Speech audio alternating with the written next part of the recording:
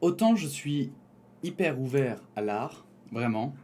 Je pense qu'il y a beaucoup de gens qui ne comprennent pas certaines formes d'art, qui sont beaucoup plus complexes que ce qu'on le croit. Par exemple, je sais plus, j'avais entendu un tableau blanc, et à l'époque, je pensais que c'était débile, et en parlant avec des peintres, ils m'avaient dit que c'était fait selon une technique très particulière, où le mec, je sais plus combien de temps il avait passé à faire son tableau blanc. Bref, c'était pas juste un tableau blanc, ça représentait bien plus que ça. Et aujourd'hui, mesdames et messieurs, par contre, on va parler d'un gars qui a réussi à gagner de l'argent littéralement sans rien faire. Euh, je ne sais même pas quoi dire. Passons directement à l'article, je l'ai trouvé sur 7 sur 7. C'est assez impressionnant. Une sculpture invisible vendue aux enchères pour près de 15 000 euros. Yosono, je suis, une sculpture invisible, a été vendue aux enchères pour près de 15 000 euros. L'artiste Salvatore Garau, non, je sais pas, oui, parle d'une œuvre immatérielle. Selon l'Italien, l'œuvre existe bel et bien, du moins dans son esprit. Yosono est un vide qui est plein d'énergie, a-t-il déclaré dans la presse italienne. Oh, putain, quoi. Mais alors du coup, est-ce que en vrai, quand t'as... Mais vu que c'est dans ta tête, si tu achètes son œuvre, en fait, t'achètes ton œuvre. Donc en fait, le mec qui a payé 15 000 euros, il s'est acheté sa propre œuvre, puisque c'est lui qui doit l'inventer dans sa tête. Non? Je sais pas, on arrive dans des... Je crois qu'on arrive trop loin.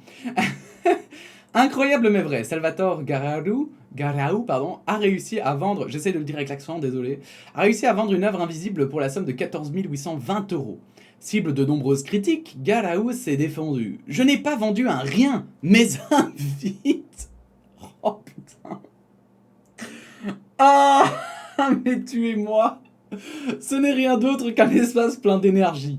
Si nous le vidons et qu'il ne reste rien, selon le principe d'incertitude d'Heisenberg, un concept de la mécanique quantique, ce vide a un poids. Et il se condense et se transforme en particules et se font ainsi en nous. Eh, vous avez envie d'acheter quand je vous le lis. Vous avez envie là. Là direct, vous mettriez, enfin, vous avez envie de mettre 20 000 balles. Garau n'est pas n'importe qui. Cet Italien diplômé de l'Académie de Florence en 1973 a fait sa première exposition personnelle en 1982 et y a vu ses œuvres apparaître au Parlement européen de Strasbourg et à la Biennale de Venise en 2003. Non mais ok, ok, il faisait des peintures, mais ça, il y a un moment donné, il faut peut-être arrêter de se foutre de la gueule du monde. Des formes diverses. Si Yosono doit être exposé, ça ne sera pas n'importe où. Un espace de 1,50 m x 1,50 m est nécessaire pour concentrer la quantité de pensée sur un point, créant ainsi une sculpture qui prendra les formes les plus diverses. Après tout, ne sommes-nous pas en train de donner forme à un dieu que nous n'avons jamais vu, se demande Garau. Et ce dieu s'appelle l'argent, mon cher. Mais putain, j'en reviens pas de lire ça, je n'en reviens pas. Vraiment, je sais pas. Les directives sont détaillées dans un certificat d'authenticité signé par l'artiste qui sera remis au nouveau propriétaire. On ne sait pas qui est l'acheteur de Yosono. La vente aux enchères a permis de récolter environ 9 000 euros de plus que prévu. Une autre de ses œuvres, invisible, sera vendue aux enchères vendredi prochain à New York. Cette Aphrodite Piange, Aphrodite pleure, est une sculpture immatérielle reposant sur un cercle dessiné au sol. Le cercle est la seule partie visible de l'œuvre. Garau se félicite d'avoir déclenché une nouvelle petite révolution. Attends, quoi? Est une sculpture immatérielle reposant sur un cercle dessiné au sol? Mais en fait, le mec, il a trouvé son filon. Il s'est fait... Mais en même temps, moi, je le comprends. En fait, autant là, le mec, il se fait 15 000 balles en disant « Mais regardez, je vends de l'air !» Vous voyez? Je comprends qu'il continue. Moi, ce que je comprends pas, c'est qui a 15 000 balles à dépenser là-dedans. Parce que vous allez pas me dire que c'est un gars qui a dépensé qui a économisé toute sa vie pour pouvoir s'acheter une sculpture qui ressemble à ça. Moi, j'ai l'impression que le problème, il est là, en fait. Le problème, c'est pas tant que lui réussisse à vendre sa sculpture, qui n'est pas une sculpture, à 15 000 balles. Je pense que le vrai problème, c'est plutôt qu'il y ait des gens qui aient assez d'argent pour dépenser 15 000 euros dans du vide.